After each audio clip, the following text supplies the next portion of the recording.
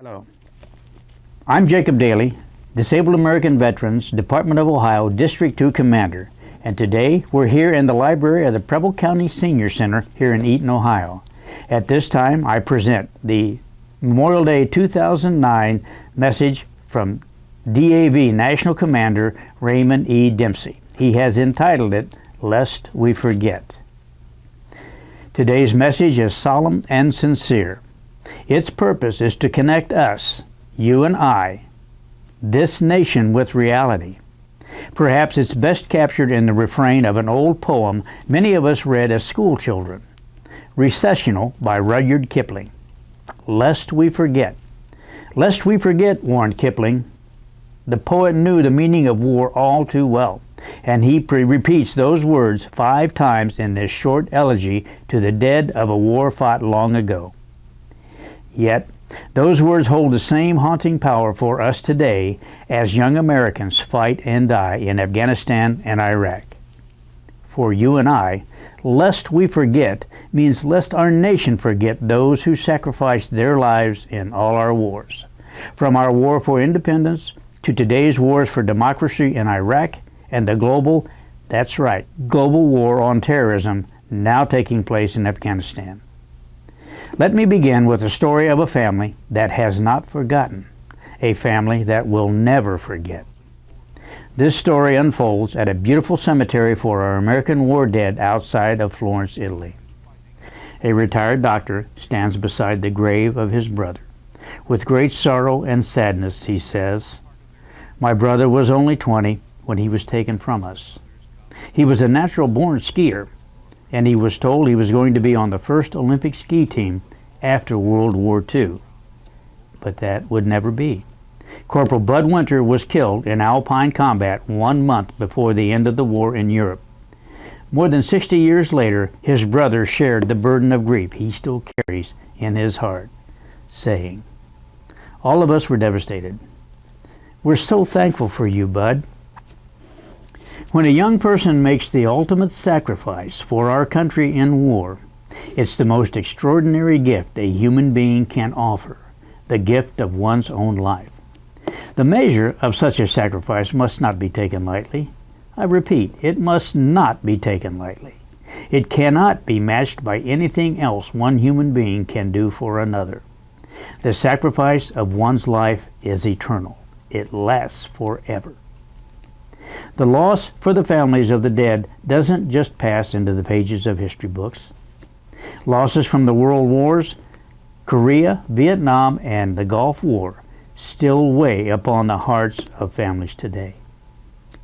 Even as new burdens of grief are taken up by the families of those killed in Afghanistan and Iraq, old sorrows are carried by those who lost loved ones in countless small conflicts like Beirut, Somalia, Panama, Kosovo, Bosnia, and on and on. Let's go back to Kipling's poem, Lest We Forget, Lest We Forget. Even though we're in the midst of 2 wars, there truly is a danger that we will forget. Except for our military families, especially the families that grieve the dead and care for the members who come home disabled, few feel or understand. They just don't grasp the actual cost of our nation's defense. We've been at war in Afghanistan for 8.5 years now. We've been in Iraq for more than 6. But the personal impact of these wars has fallen on a smaller percentage of American families than in any war for more than a century. Americans say they love their men and women in uniform, and I don't doubt that for a minute. But some disturbing realities have surfaced. Remember all those yellow ribbon magnets from the beginning of the wars? Most of them have fallen from America's cars, never to be replaced. The enthusiasm of that period is gone, and that may be good. Whether individual Americans are for or against the wars, they're more thoughtful now. But could we have more public display of support for the troops and veterans? Could people still feel comfortable walking up to someone in uniform to say thank you? So take a moment this Memorial Day to recommit yourself to doing those small things that make a big difference. Fly your American flag, not just on national holidays, but often. Put that magnet back on your car. Greet men and women in uniform. Volunteer at VA hospitals, nursing homes, and clinics. Take a veteran to a VA medical center or a clinic. Help that older veteran who can't do chores around the house anymore. You understand. Do the important deeds that give real meaning to the phrase, support our troops. You'll feel great, no matter how you help. Another thing that alarms me, that must change, is the order of our national priorities. What concerns me turned up in a nationwide survey of public attitudes that was taken before the economic meltdown. Even though our nation was at war on two fronts at the time, this survey showed the American people were most deeply concerned about their own pocketbook issues. The mortgage issue, which was beginning to emerge at that time, was the top concern. Second were gasoline prices, which were then rising. Americans gave these and several other issues far more weight than the wars our young heroes were fighting, or their well-being as veterans. Yes, as this survey was taken, we were beginning to move into a more difficult period. Though no one really knew how harsh times were going to get, most everyone was growing nervous about the future. However, I have to ask myself, what happened when war and the impact of war can rate so low on the public agenda while the troops are still fighting, bleeding, and dying in combat? How quickly will those troops be forgotten when the roadside bombs stop exploding? Yes, these are distressing questions, and I think we're already seeing the answers. True, the American people do love their troops and veterans. They're grateful. But the needs of the troops and the veterans are decidedly not at the front of people's minds. Lest we forget, lest we forget. I am reminded of the hardships and sacrifices endured by the citizenry of this nation during the terrible, uncertain years of World War II, and of their unyielding support for our nation's fighting forces, the troops and veterans alike. The tendency to let the memory of war dim is the American way. It happened after the Revolutionary War and the War of 1812. It happened after all the wars of the 20th century. And the tragic fact is, it's already happening now with Iraq and Afghanistan while the troops are still on the fields of battle.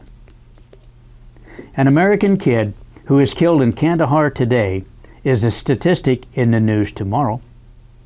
And on the following day, the memory of the incredible sacrifice he or she made for you and me begins to fade. It's hard. It's wrong. It should never be that way. However, this is the reality we face. But simply complaining will do nothing to change this reality in a society that honors its war dead by going to the mall for Memorial Day sales. What we must do is act, and act we must. We must connect with our elected officials. It is imperative that they know what their constituents' priorities are, because without their support, nothing will ever change. We will continue to conduct observance and remembrance services on Veterans Day in the autumn and on Memorial Day a year from now. In the meantime, we must remember that we honor the dead by serving those who lived through our wars but need our help today. Each of the veterans organizations has a terrific program that helps America's heroes and their families, so please choose one. Mention must be made of the sad and incredible hurt, the worry and hopelessness, along with the devastating financial burden of the families of TBI, that's traumatic brain injury veterans, coming home from the war zones. In order to be near their injured loved ones, their daughters, sons, spouses, fathers, and mothers, they are living away from their homes and other family members in order to be close to the medical facilities where their injured family member is being treated. This creates additional financial burden, and in some cases, financial ruin. If you want to get involved with the DAV's volunteer programs, let me know. I'll be glad to put you in touch with the right people, and you'll be on your way. I thank you for listening to this message and for keeping Richard Kipling's poignant poem, Lest We Forget, in your heart and in your conscience. You have not failed to remember the great sacrifice represented by the death of a soldier, sailor, airman, marine, or a member of the Coast Guard. You have honored the sacrifice today. Please carry this message to others, lest we forget. In closing, I would like to tell you about a documentary film entitled Hallowed Grounds. This documentary, sponsored by a grant from the DAV's National Service Foundation, will air on PBS stations nationwide on Memorial Day, May the 25th. Here in our community, this documentary will be shown on Channel 16 at 10 p.m. Around the world, 125,000 American military men and women are buried on foreign soil. Thousands more are still missing, but none has been forgotten. The new PBS documentary, Hallowed Grounds, provides a rare look at 22 of America's overseas military cemeteries. With stirring images and details, the one-hour program tells the story of these remarkable commemorative shrines. The film is the first major documentary of any kind to be made about these remarkable fields of honor, and includes historical sequences about the wars and battles that created them, as well as moving vignettes and interviews about the men and women who rest in them. Created by the U.S. government after World War I and World War II, these cemeteries represent some of America's great national treasures. Dignified and serene, they were created to honor America's fallen, but they also serve to evoke gratitude and teach important lessons of history to all who visit, foreign citizens and Americans alike. They are located in England, France, the Netherlands, Luxembourg, Belgium, Italy, Tunisia, and the Philippines. Thank you.